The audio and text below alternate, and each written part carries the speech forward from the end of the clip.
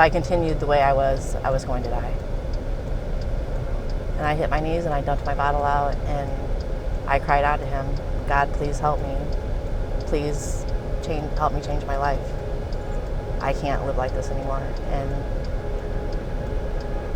I don't know what it was, but I felt something that night that I knew my life was about to change. I knew it.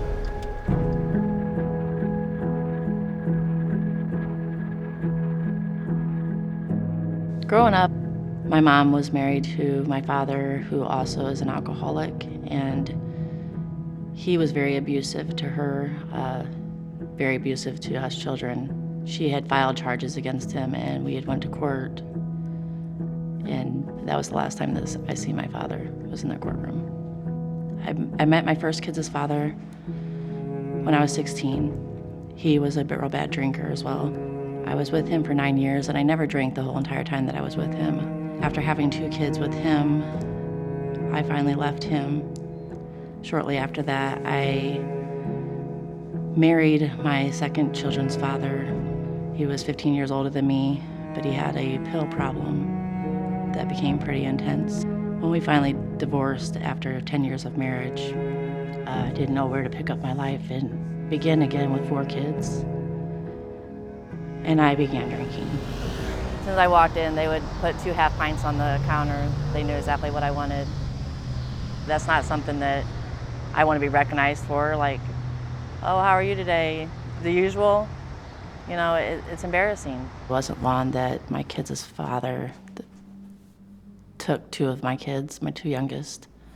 He got custody of them, and you would think that my life would have began to change because of that, and it didn't. It only became worse, and I continued drinking as if I didn't have 2 more kids at home. And it wasn't long after that that my mom stepped in and took them. I walked this whole strip so many times. Liquor store every single day, cigarettes. Right here's where I stayed, in the upper apartment. I didn't work.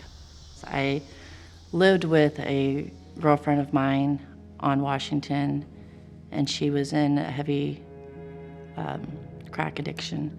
I would hear her talking to her friends and stuff. Yeah, I got this girl sleeping on my couch, and we'd get into it, and I'd leave, and I'd walk down the street, and there was a guy down there that also drank and did drugs, and he was more than happy to let me stay the night at his house. Of course, he had ulterior motives, and I played along with that just to have some place to sleep and just to have reassurance that I knew that he'd make sure I get my bottle if I needed it.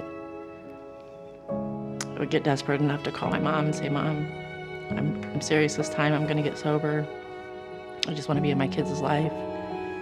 And a lot of times she would come get me from boyfriend's house, from men's house. No questions asked.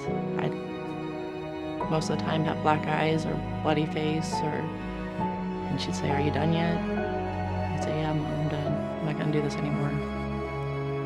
And I don't know what it was. I couldn't stop.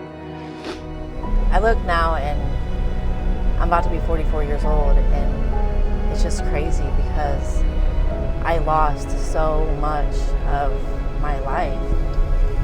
I never seen my life turning to the point where it did, where I struggled so hard to get a bottle instead of trying to keep a job or keep a home. I can't imagine going back to living in nasty hotels or living on couches or dragging my kids through the abusive relationships that I did just so that we could have a place to stay.